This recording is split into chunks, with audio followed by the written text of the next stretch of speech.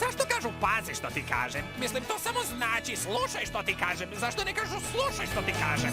Nemamo kud, nit znamo što, samo pjesak, pjesak, pjesak vidimo.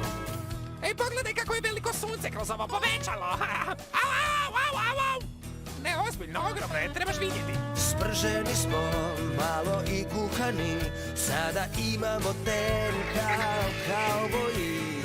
Mislim, on vozi taksi, natora mi miloga, mogao bi raditi bilo gdje, ali očekuje da se ona preseli njemu u Vegas. Mislim, stvarno. Dva izgubljena nomada smo mi, da karma je ovo, rekli to bi nam svi, ali moram vam reći, danas super je dan za bitni.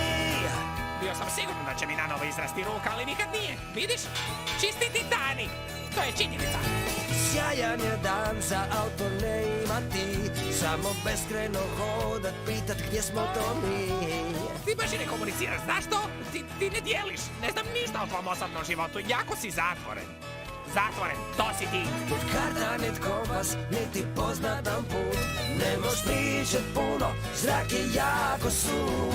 Ali moram vam reći, danas super je dan za bitni. Super je dan za bitni. I od tada nikada više nisam dirnuo iguanu.